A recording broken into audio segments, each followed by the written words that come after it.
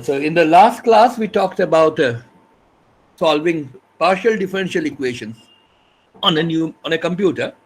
In particular, we talked about one particular kind, the parabolic kind, so-called parabolic kind, which, of course, we know as a heat equation. We talked about the algorithms. At least we talked about the simplest of the possible algorithms, the explicit Euler algorithm. Then we showed why that might be a problem. Of course, we did not really show why that might be a problem. All we said was, if we know that there could be an issue there. Okay, let me just see quickly if I.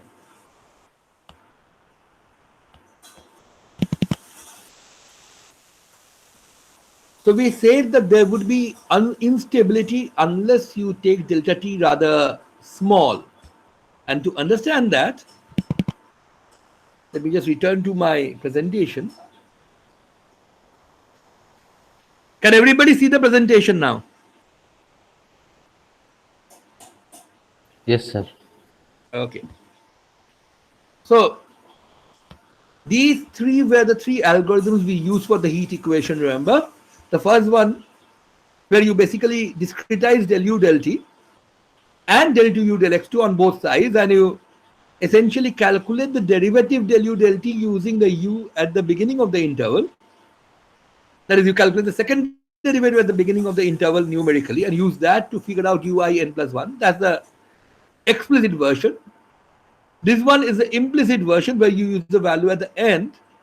This one has this problem of instability. We saw that at least when we tried running the program, although, and yesterday I did show you that, but not everybody was present at that time, so I will just show you that again perhaps. And this one does not have a problem with stability, but is not very accurate. The Crank-Nicolson algorithm has an advantage where you take the average of these two and consider that to be the derivative. And if you use this, you have an implicit method, which you have to, that means you have to solve for ui n plus 1. You don't directly get equations for ui n plus 1. But these equations are linear equations, can be handled reasonably easily. So this is what gave us the Crank-Nicolson algorithm, and which turned out to be much better than either of the two. Now, this is by no means the best thing that you can do. You can do much, much better, for example, by taking, say, for example, by using higher order approximations for the second derivative.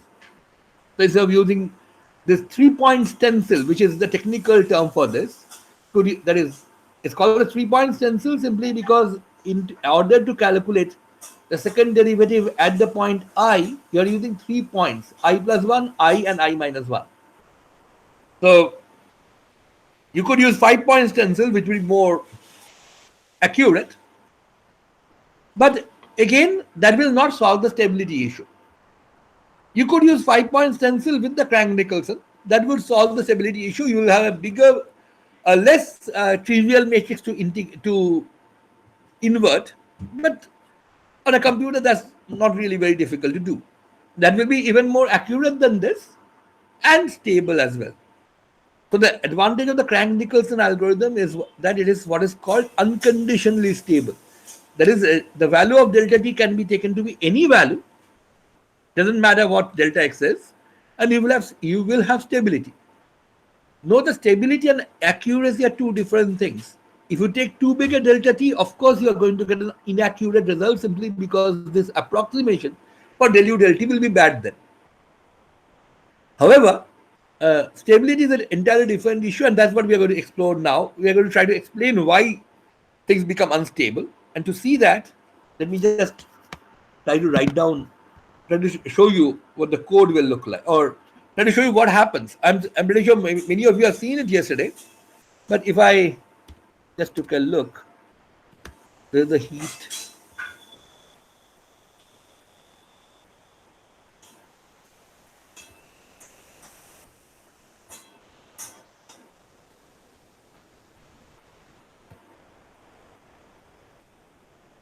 So, okay, can everybody see the code clearly? There is a code here in the in this window.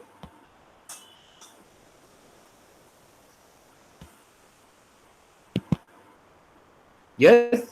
No? Nobody can see it now, I guess. Yes, sir. Yes, Yes, sir. sir. Okay, fine. So let me give you a quick review of what the code is. I don't really need to, because anyway, if you use something else other than NumPy, you would not be using this. And if you use NumPy, then you should know this already. But the basic idea is you import NumPy as NP so that later on everything in NumPy can be called NP. Because I'm going to plot this graph the function directly as the results come in. And so as time evolves, the results will evolve, and I want the graph to evolve. I'm using matplotlib for that. So I'm going to use the pyplot submodule from matplotlib. I'm calling it as PLT. Then we have simply housekeeping lines, in the sense that we need to know how big your X range is. So we are basically thinking of a rod on which there is a temperature distribution. The two ends we are going to consider simple boundary conditions. The two ends are at zero temperature. So ultimately, of course, if you leave a rod with two ends at zero temperature, no matter what your beginning temperature distribution is, what will happen in the end, in the long run? Yes?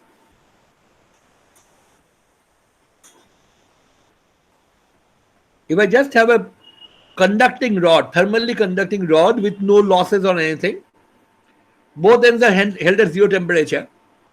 Maybe initially you had a temperature source of, say, 50 degrees Celsius in the middle, so that you had a temperature distribution. But now you have removed that temperature, that heat source. And so now you have you wait for a long time. So what happens in the long run? Yeah, it becomes a uniform temperature throughout, right? In fact, uniform temperature meaning 0 degrees Celsius throughout. Just as a matter of curiosity, suppose I had 0 degrees Celsius in one end and 100 degrees Celsius at the other end, and nothing else disturbing the system. What will the temperature distribution be like? It will be linear. Yeah. You should know this already from your class 12 days, I guess. In that case, the temperature will uniformly change from 0 to 100 in the long run. That is, after all unsteady effects have gone away. So knowing the answer is good, because that will tell us whether our results are working out right. So what we have done is we have taken this length L, I've split it up into 100 pieces by using the linspace function from NumPy. So this simply says between 0 to L, both points inclusive, give me n points. So that produces an array X's with 100 equally spaced points. And then I've used a NumPy where command. The where command is straightforward. It says if X's is less than L by 2, that's the condition that's the question I'm asking. That's the condition at the beginning. If the condition is true, then you put in 2 times X's. If it is false, you put in 2 minus 2 times X's. That means that the initial distribution of the temperature that I'm starting with has 0 at the left, 0 at the right end of this unit interval. The temperature rises uniformly throughout and then drops uniformly until it goes from 0 to the peak, then down to 0. Okay. And then what we have is we have taken a time step, which, of course, those of you who have seen this yesterday would know why. But in any case, I've taken an immense, very small time step. A time step was 0.0005. Then I've put mu equal to gt by h square.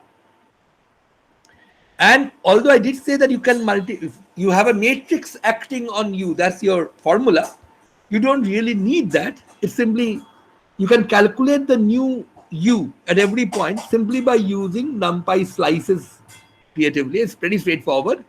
You don't need any additional array or anything. You just need to start with the array of temperatures and then just use slices creatively, and you will end up with this. So, and then you add the time. Now, there's only one bit of explanation which I need to give you, perhaps, for the Matplotlib people, for people who have already used Matplotlib.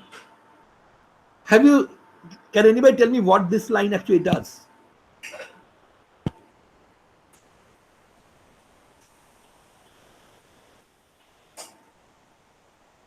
So it returns a line object as a tuple. Line object as a tuple. Really? The function. The function returns a line object as a tuple. Actually, that's not quite right. So let me just show you what it really is.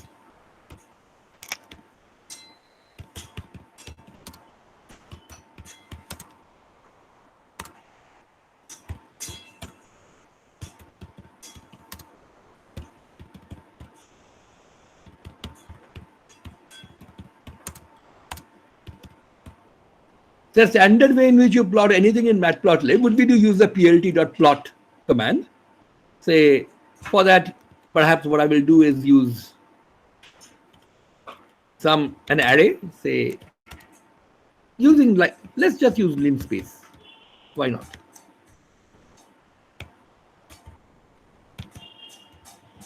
So I have 100 equally spaced points between 0 and 1.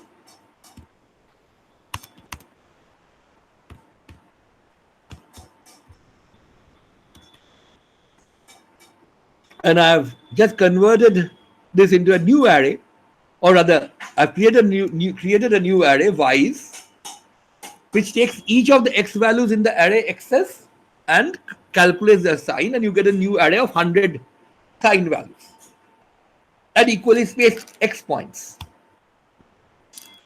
Okay, but usually what you do after this is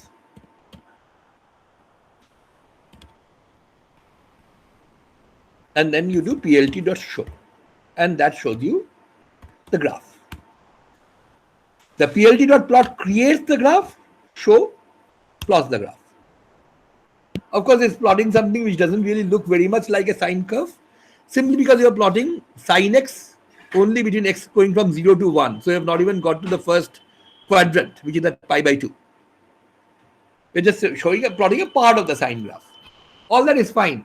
But can anybody tell me what kind of object is this? Note that when you are using the interpreter, if you don't have anything to catch the result of your command, the result comes directly to your screen. So the screen now is showing you exactly what plt.plot returned. So what kind of an object is this? The thing I've highlighted here, what kind of an object is this?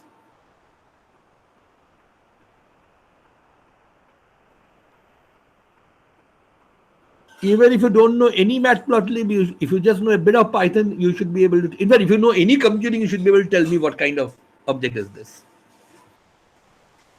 Because almost every computing language, C, Python, Java, uses the same notation.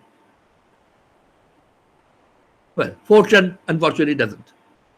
Fortran is way too old to have this.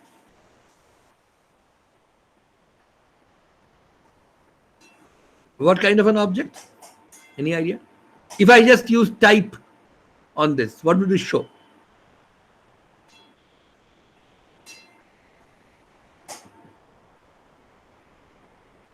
Come on, y'all, if you can see this, right? You can see the output. Tell me from what you see on the screen, what the output is.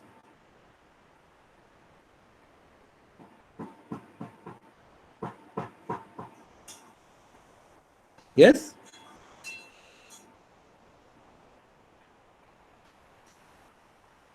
I'm sure that what you're looking at is something which looks pretty horrible, and that's distracting you from the simple thing. Yeah. What is it? List. Yeah, a list. That's exactly what it is. The object is a list. The horrible looking thing is what is in the list, but that's not what I asked. This is a list, not a tuple. You might ask why. So the list has an element which is a line 2D object. We will not need to know much about line 2D objects except for a very small amount, which I'm going to talk about right after I go back to the code. But this basically is a single element in a list. But if it is going to return a single element, why return a list at all? Can anybody tell me that? After all, lists are what you use when you have more than one element, typically, right? Not when you have a single element.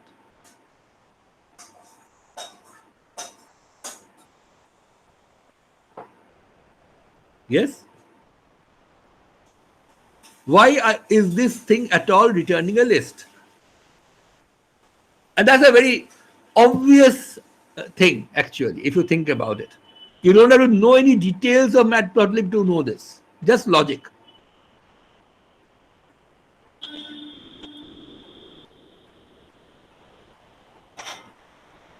So we have plotted once. That's why it's a single element list. Well, yeah, exactly. The point is, PLT.plot can actually plot multiple curves at the same time, right?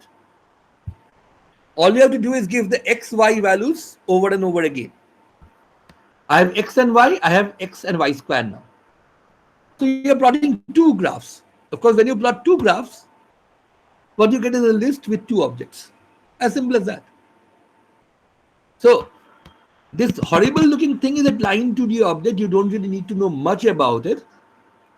But all this really does is that it returns as many objects as graphs. So if I wrote L equal to, say, this, then what will L be? What kind of an object?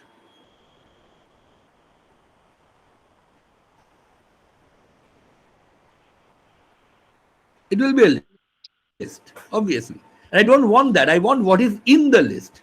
So if I say L comma equal to, what happens? It uses a standard packing unpacking notation of Python. Whenever you have an object which can have multiple entries on the right hand side, and you use this L comma notation, X comma Y comma Z notation on the left hand side, it unpacks the contents of the right onto the variables in the left. That is, the first element of this list will go to L, which means rather than L being a list, L will be this 2D object. Okay? Is that clear? Can anybody tell me any other way of doing this instead of using L comma? Yes, sir. Yeah? Sir, we can use the index form. Yeah, you could just use this, for example. It will also make L the object that is there. In fact, using the index is perhaps better, because if I use this, they took this two graph plotting thing and tried L comma, what do you think we will get? Again, you don't need to know matplotlib, you just need to know basic Python, or just use basic logic.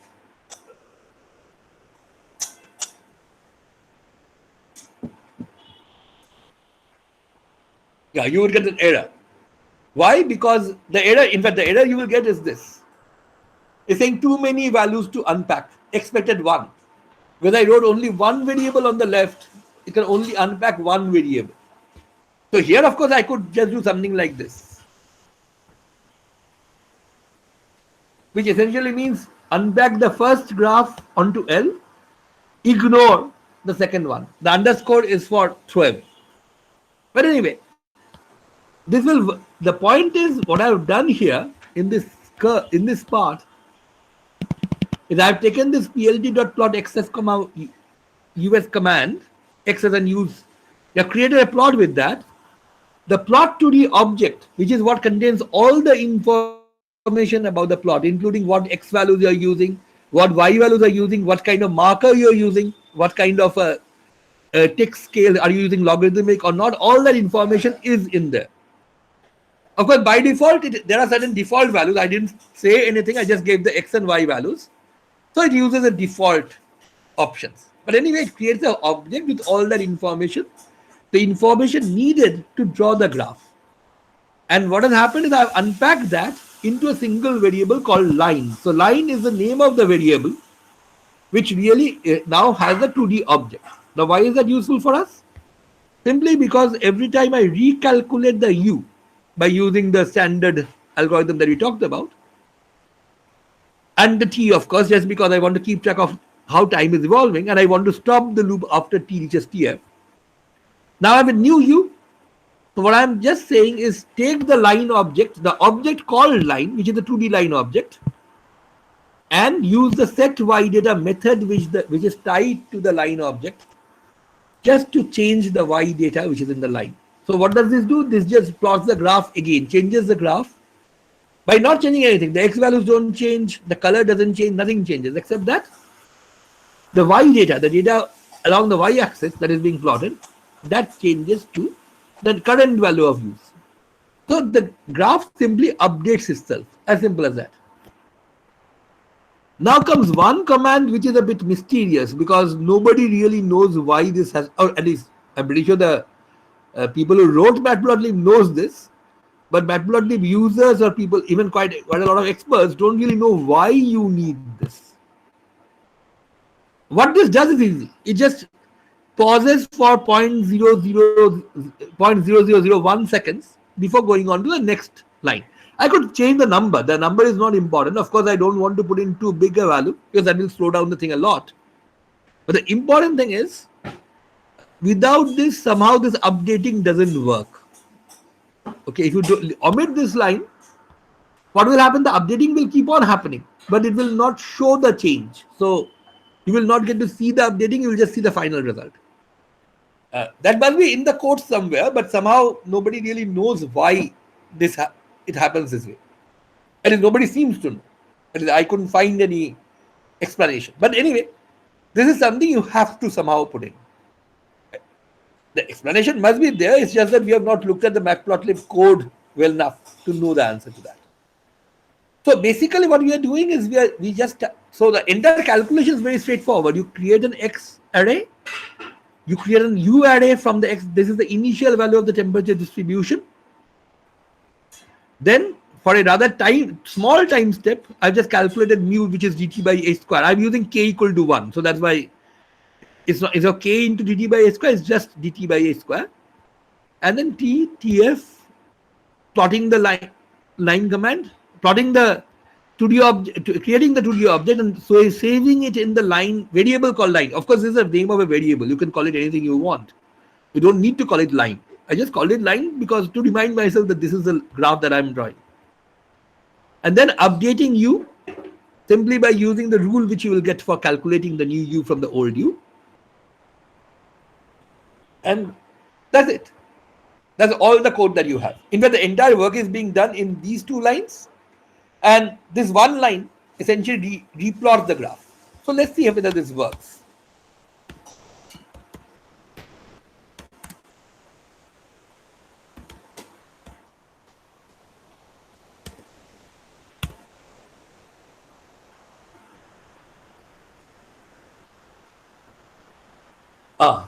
Doesn't work at all, right? After all, what is this supposed to do? It's supposed to slowly die down until the temperature becomes uniform throughout. In fact, if I change the dt and make it even smaller,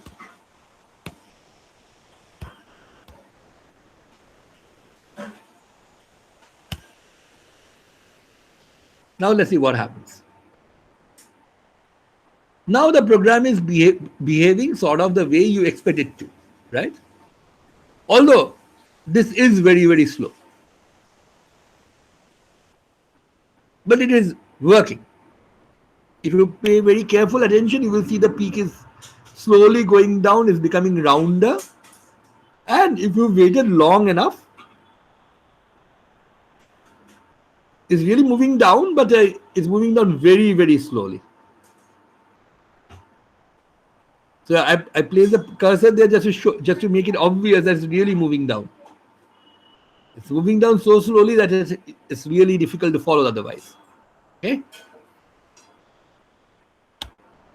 So as I explained in the class last time, although did not tell you really why, but gave it out as a piece of information, unless you use a very, very small value for dt, you are actually going to run into stability issues.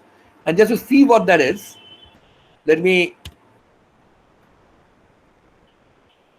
see what kind of instability is developed. Let's increase dt by a very slight amount. In fact, This particular value 0.0005 is actually, there is 5 into the minus 5, is actually near the threshold value for stability. In fact, it is the threshold value for stability. If I go slightly above that, see what happens. Earlier I was 10 times above the stability value, so instability is developed very fast. It looks reasonable now, but then see what happens. Pay attention to what's going to happen here. If you look very carefully, you should be able to see that wiggles are developing. And then the wiggles are getting larger and larger.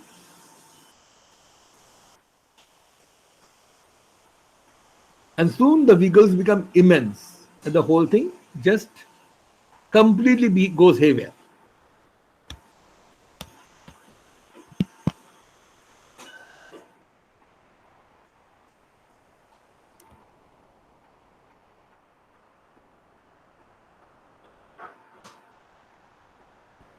Is the time interval given in pause the frame rate? It is effectively the frame rate. Not really, but it pauses that much before repeating the loop. So if you ignore everything, ignore the fact that it actually takes some amount of time to recalculate, this essentially tells you how fast one frame follows the other. Okay, so any questions about the code so far, or the behavior of the program?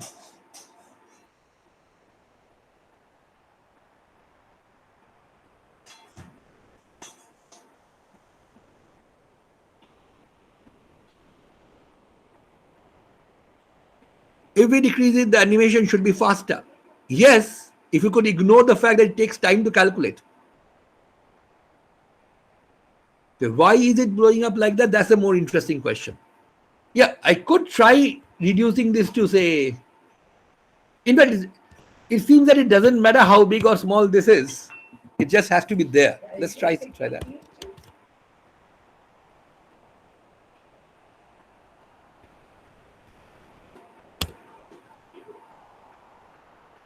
Let's see.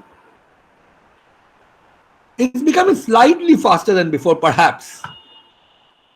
But remember, the point really is that it's slow simply because I've taken a very small dt.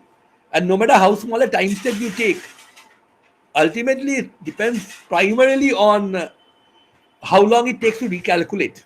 That's the limiting factor. You can't speed it up much beyond that. Puzzle, of course, had a much more interesting question, which is why does it blow up like that? I just said this algorithm is unstable. I didn't say why before. So let me just go on and explain why this is unstable. And we also stated that the other two algorithms, the Crank-Nicholson and the implicit algorithm, are not unstable. So they will work better. So just to, before I explain the instability, let me just show you the output for with the same conditions. Okay, for the Crank-Nicholson algorithm. Okay, I've used a dt which is much bigger here, 0.001, right? Remember that was 0.00005, right? So 1/20th of this particular dt. That was what you needed for stability. Here, and in fact, I'm using a much bigger value of n. Let's reduce the n. Otherwise, the comparison will be bad. So 100 points and time step of 0.001. Let's see what the output looks like. Of course, because dt is much smaller, this one should actually work fast. Dt is much larger here. Much smaller in the number of decimal places, but actually much larger. So let's see.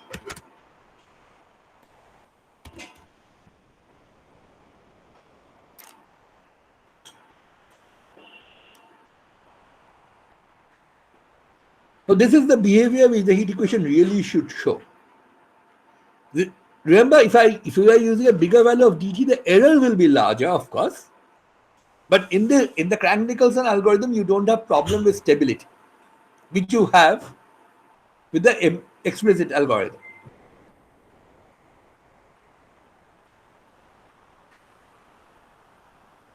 So if you wait long enough, the whole thing will become flat. Let's not waste time showing the whole thing anyway here.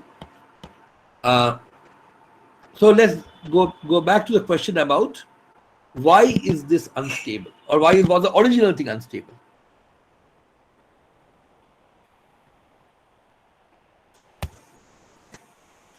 So we are just considering the stability of this equation ut equal to kuxx, that is del u del t is k times del 2u del x2 with an initial condition, and I'm assuming homogeneous boundary conditions for simplicity. So the explicit finite difference algorithm, if you just rewrote it a bit, what was the explicit finite difference algorithm? It was just this one up here. So you multiply both sides by delta t and move the uin to the other side. Then I get the final formula for ui n plus 1, right? K delta t by delta x whole square into ui I plus 1 plus ui I minus 1 minus twice uin. That was the del 2u del x2 times delta t, of course. And this is the original uin which we are adding it to. Is everybody clear that this is the same thing as the explicit formula, just rewritten? Any questions about this?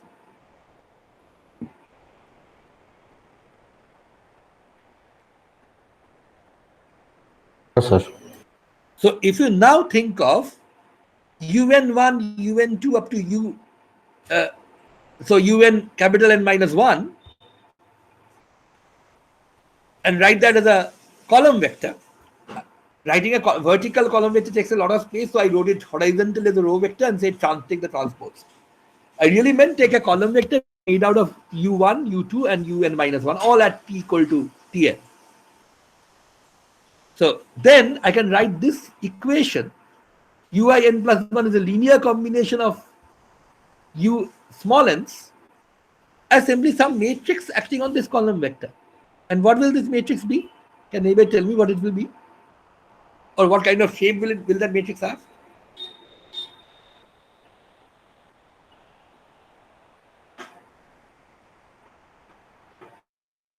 And let's start small. If k delta t by delta x square, this quantity had been 0, let's say k is 0, then what would the matrix A be? This capital A matrix, what would it be then?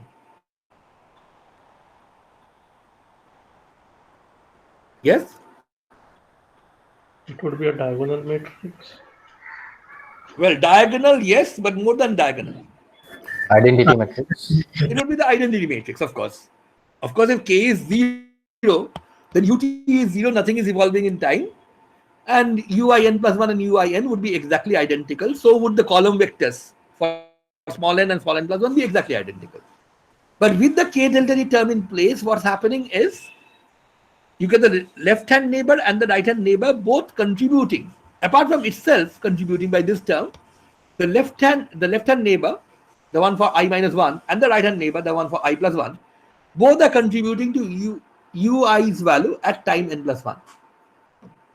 So what kind of a matrix will you get here? This matrix capital A?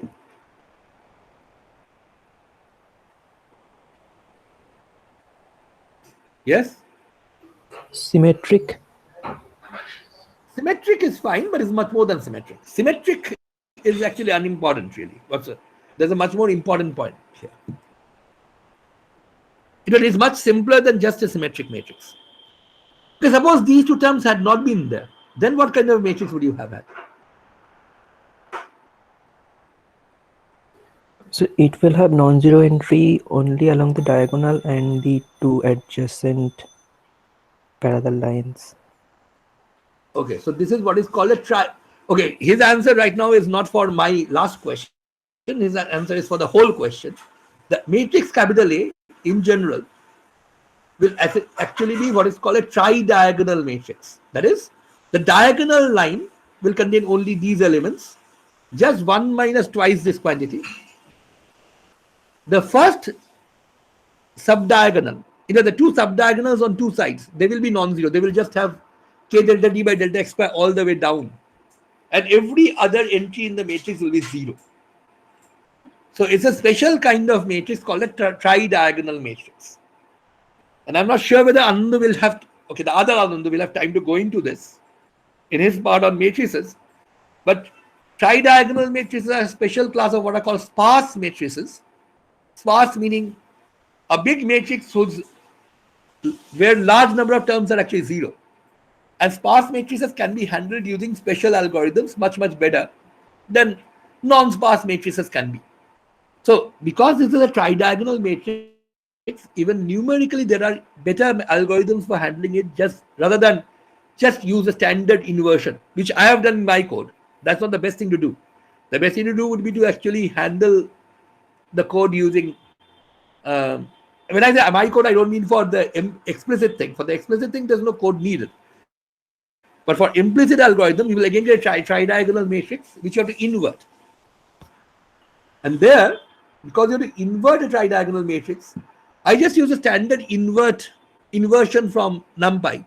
But tridiagonal matrices can be inverted using much faster algorithms, which is what is used really in a actual, say, production level program. But anyway, having said that, for now, let's look at what's going to happen here. So when I carry out multiply by capital A this matrix, un becomes un plus 1. So you can start from use, keep on hitting it with the same capital A over and over again, and then un will become a to the power n u0. That's simple, right? It's just applying the same matrix over and over again. That's it. So now my question to you is, if you keep on applying a matrix over and over again, many times, what actually dictates the behavior? Which particular feature of the matrix dictates what's going to happen? Can anybody tell me that? The eigenvalues. The eigenvalues, of course. Not just the eigenvalues. There's only one eigenvalue which matters, which is when you're going to apply the matrix many times, what is going to matter? The largest eigenvalue, the one which is largest in size, is the one which will dominate what's going to happen. Is there any questions about that? Does everybody understand that?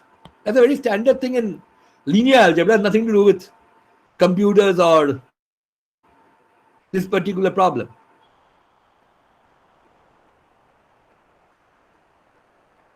Yes? Especially because you have done quantum mechanics courses.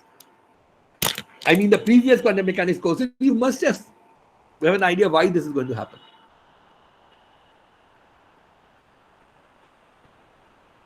Yes?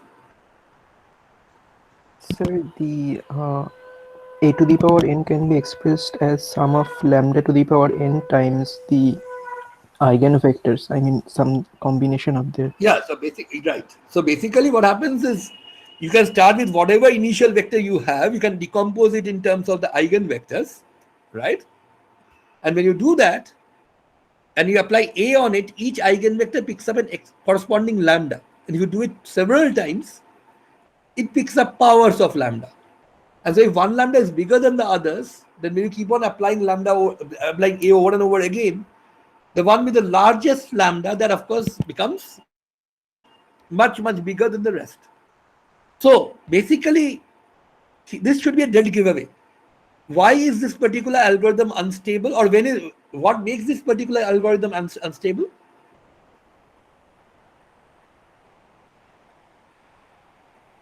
The eigenvalues are less than 1.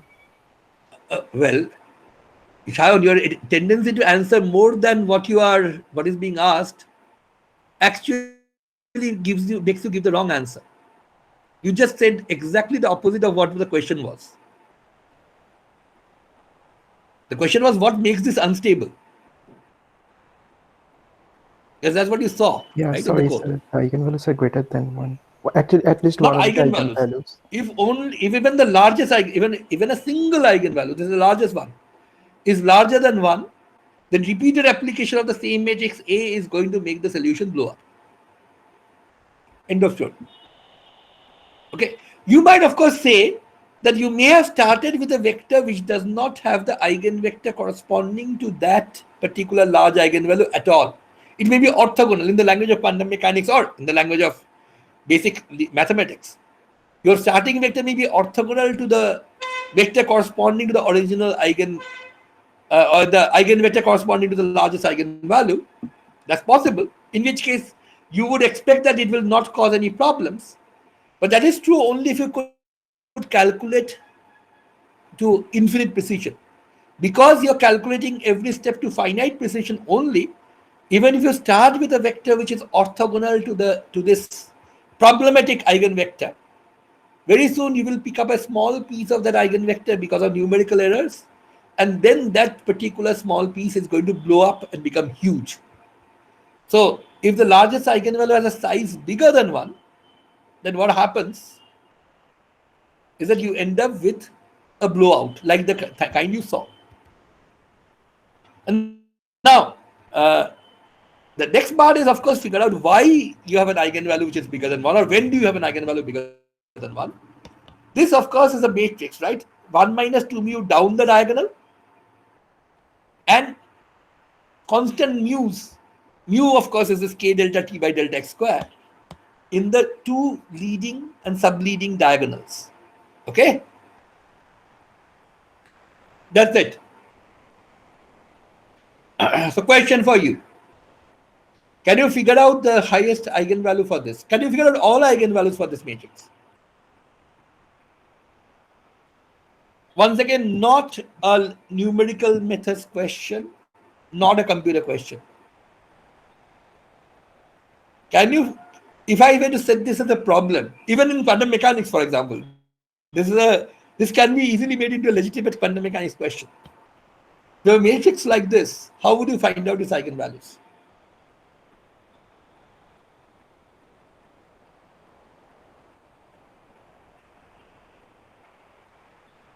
Yes? Any ideas?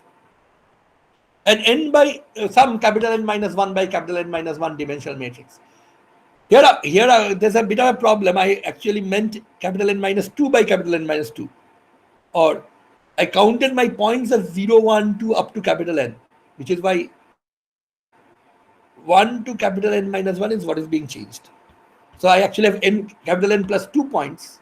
Sorry, capital N plus 1 points in my system. So this matrix has size 2 less simply because only the middle slice is changing. The two ends are not.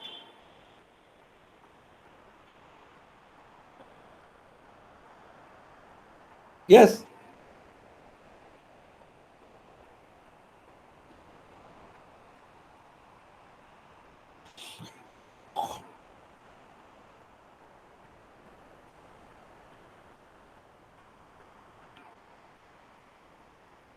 Okay, homework. Not for the exam or anything, but try to figure it out yourself. Or since the slides will either be up or is already up. I don't remember whether it's already up. It will be up. The answer is in the slides. It's a pretty straightforward calculation.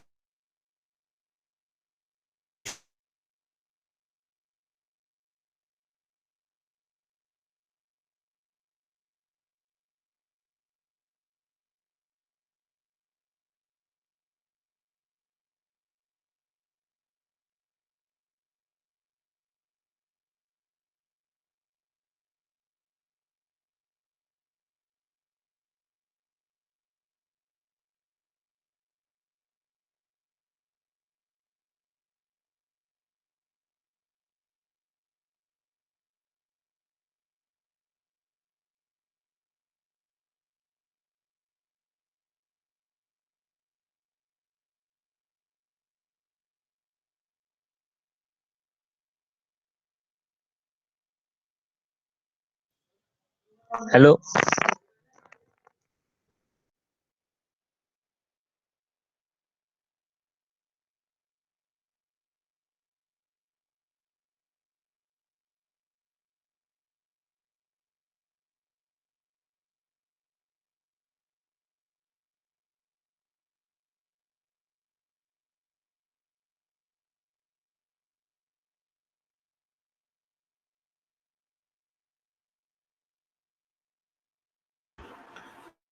Am I audible now? Yes, sir. Okay, good. So how much did you miss the last time around? That is stupid question. What was I saying So he was when giving my tab crashed? homework. Okay, you heard them. Good. So basically, what you need to do is straightforward. You take this tridiagonal matrix. Excuse me, sir. Yeah, Sir, yeah, your presentation is also not visible. yeah. I know. I Okay. have to start my presentation again. But thank you for pointing that out. Okay.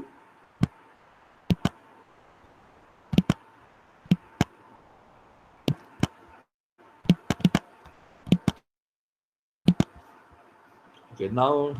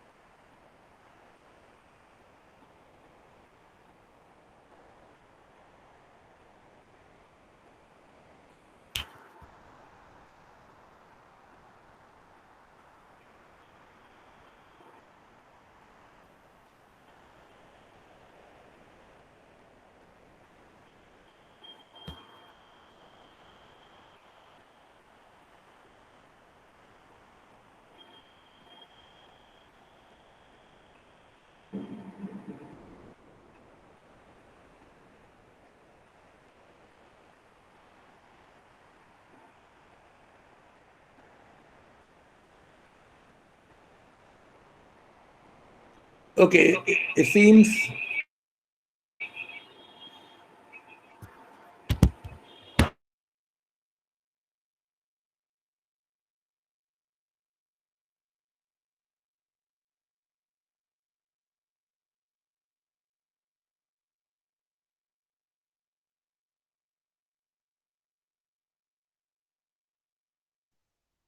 Can you hear me clearly now?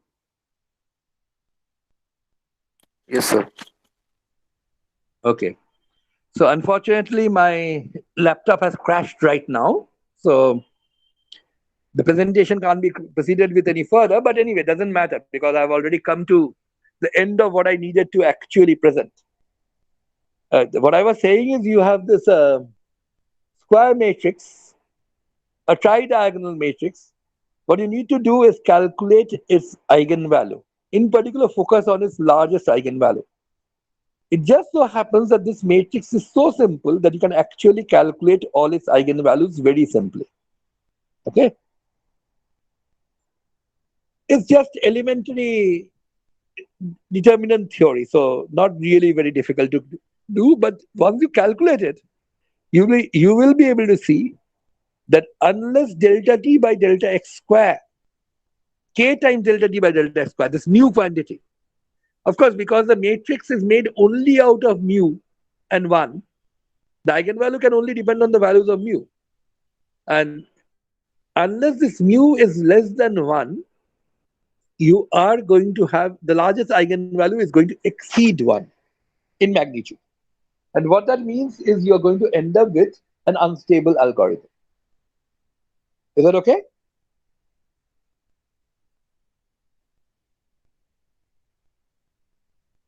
Did everybody understand that? That is, the condition that mu has to be less than 1 for the system to be stable is simply nothing but the condition that ensures that you are going to get a largest eigenvalue which is less than 1. And any guesses as to why the other two algorithms, the mm, the implicit and the Crank-Nicholson, why are they stable?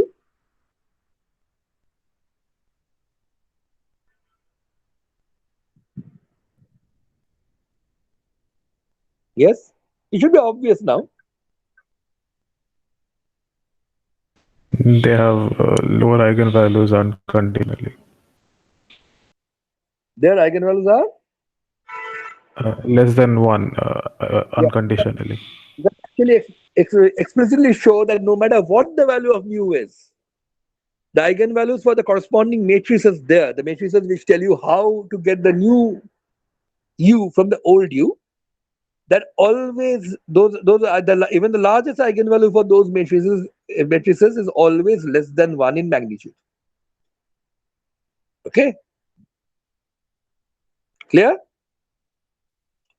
Now that is why the Crank-Nicholson of course has the advantage that is more accurate than the implicit or the explicit method, but it's also unconditionally stable. So it is one of the better algorithms. Now, this is nowhere near the state of the art of the algorithms that you use to discuss PDEs. In fact, you will see some of the better algorithms also in the later half of the course when specific applications are going to be talked about. And please note the kind of algorithm we have talked about here is specific to one special kind of ODE, PDE, the so-called parabolic kind, which, by the way, also happens to contain a quantum mechanical, the most all-important quantum mechanical equation, the time-dependent Schrodinger equation as a special case. The only difference there is that there's an extra I in the equation, which means that if you are using a programming language which can handle complex numbers natively, like Python can, you can just use this code with very tiny modification and it's still going to work. So if you want to write down a code showing how does a, say, wave packet penetrate a barrier, or how would a Gaussian wave packet move in free space and all that, you can easily do that with just tiny modification of the code, almost no modification of the code at all. Okay.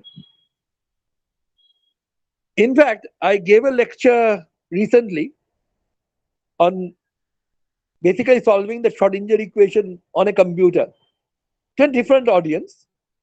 I will share the video of that with you, so that, but that will not be important for this course, but that will definitely be important for my quantum mechanics course. This will also be important for this course, by the way. Later on, in the later halves, I think Amit or somebody else will talk about quantum mechanics, and they will talk about this kind of algorithm again. Okay, so I will sign out for now. I will just leave you with this. Okay, I will upload the PDF for the PDF. Have I already uploaded the PDF for these slides? No, sir. Okay, I will do that. Since I've already not done that already, I will edit out the solution to the problem that I set you a while ago. That is how to calculate the eigenvalues. I will give you the result, but I will drop that part where the calculation is detailed. It's a very straightforward calculation. So treat that as a challenge, not an exam thing, but you should be able to work it out yourself sometime. And because, okay, I will also set a new problem set, but the due date for that will be after the midterm. It will be up somewhere, maybe by Thursday, I guess. But after the midterm, sometime there's no hard and fast due date for that. Just to sort of implement the other algorithms, and do watch the other video, not this class, but the other one that I referred to, simply because it has some details of the coding process as well. Okay, this was meant for teachers, so it's slightly different, but still.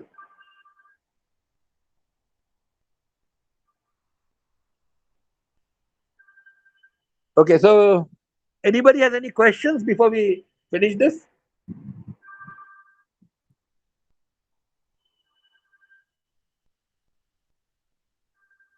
Okay, I'm getting a bunch of rings, but is that my? I mean, I think somebody else's phone is ringing, or is it mine? No. Oh, somebody else's in my room. Okay, any questions? If not, we can call it a day.